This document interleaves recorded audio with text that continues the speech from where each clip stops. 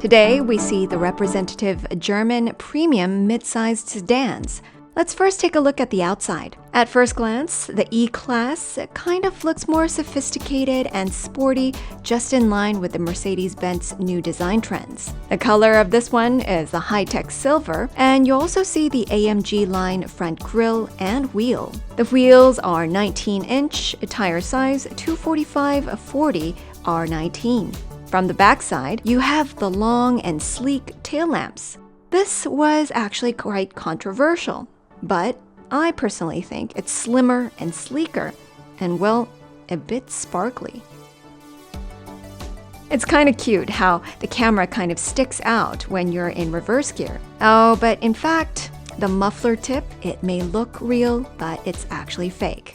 And now, let's hear the exhaust.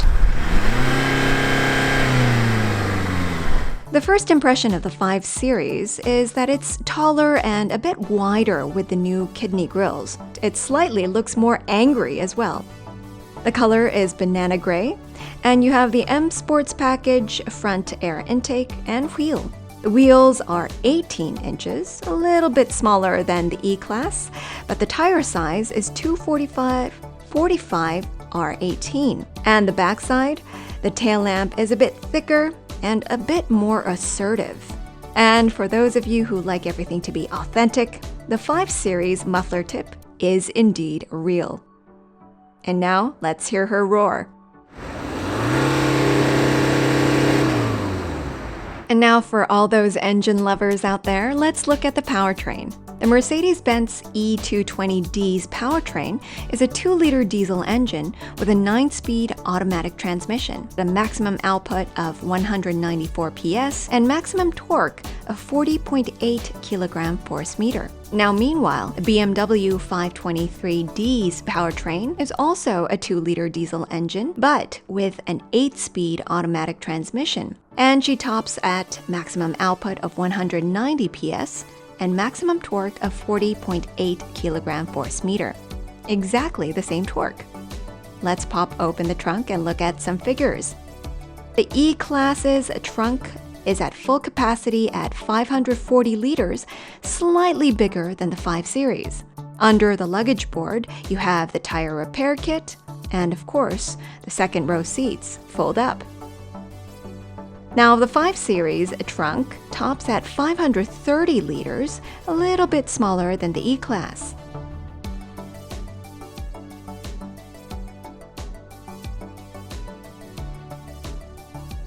But when you fold up the seats, it looks like this. The interior design is the E-Class's forte, or so they say. You have the horizontal dashboard and center display. The wood insert is quite impressive. However, but if you touch it, they're not that luxurious.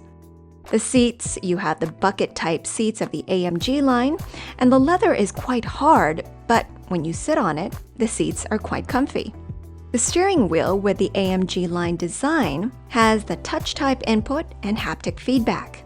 On the left, you have the advanced driver assist system with the buttons, and on your right, you have the infotainment system buttons.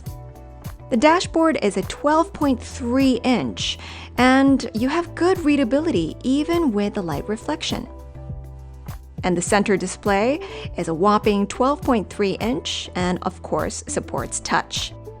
Below the center display, you have the climate control unit, as well as the controls for infotainment, as well as the overall car. Once you press on the drive mode button, you can choose between individual, sport, comfort, and eco drive.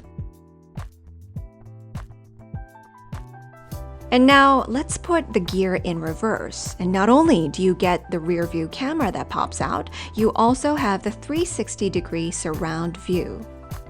And now, as for the cup holders, you have 1 per each door trim and 2 in the center console.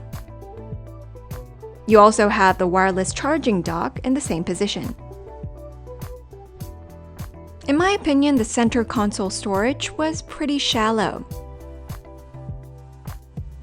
The glove box was a little bit wider than the 5 Series, and let's try opening the sunroof. It opens up like this.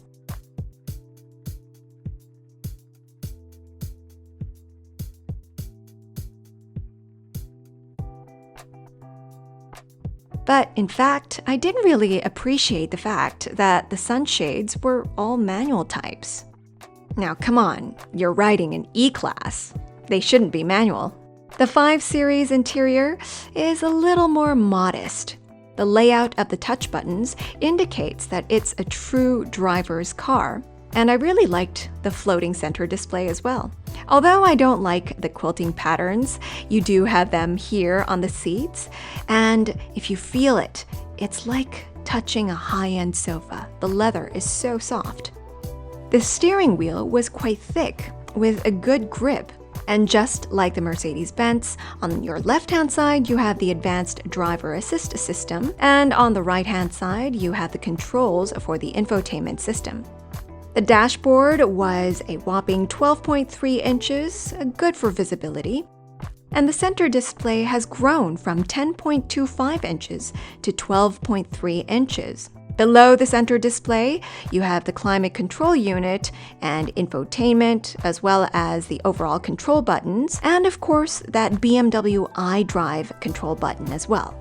Similar to the E-Class, if you press the drive mode, you can choose between Sport, Comfort, or Eco Pro.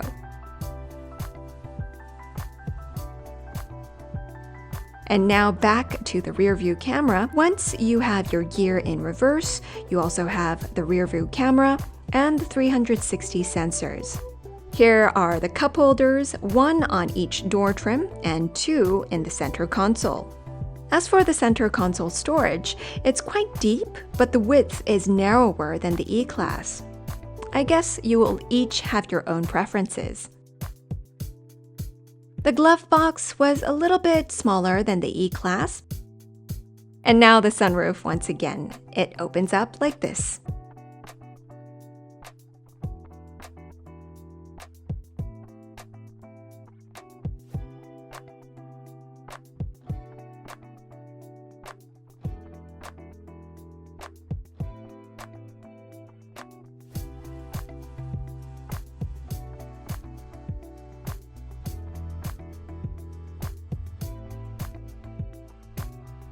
Oh, look, the sunshades are automatic. Now that's what I'm talking about.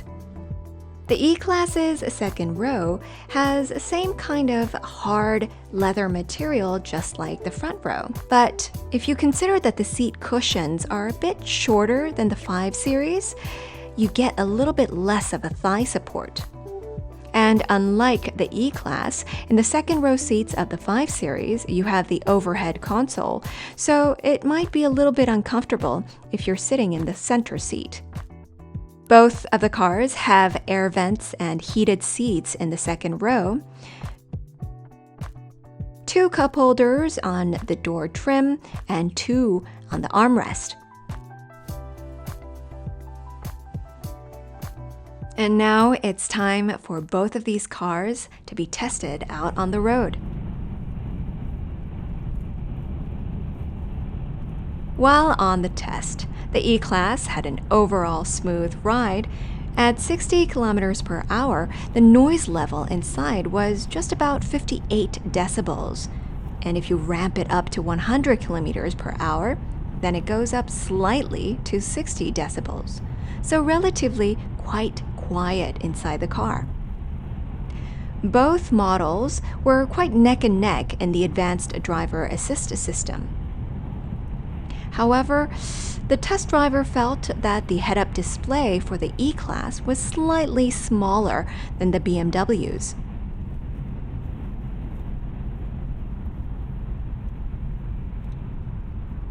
Meanwhile, the 5 Series has the M Sports suspension.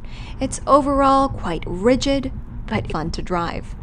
Thanks to the newly adopted mild hybrid system, despite the frequent stop and goes, it was a very smooth ride. And of course, the noise levels at 60 kilometers per hour was 59 decibels. And if you go up to 100 kilometers per hour, it was 61 decibels. So just a little bit of a difference with the E-Class, both relatively on the quiet side. And as mentioned, the advanced driver assist system was quite similar to the E-Class. One really good thing was that the BMW had a great head-up display. It was clear and really readable.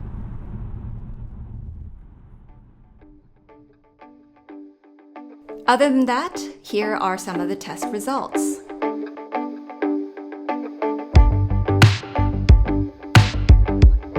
So guys, what do you think?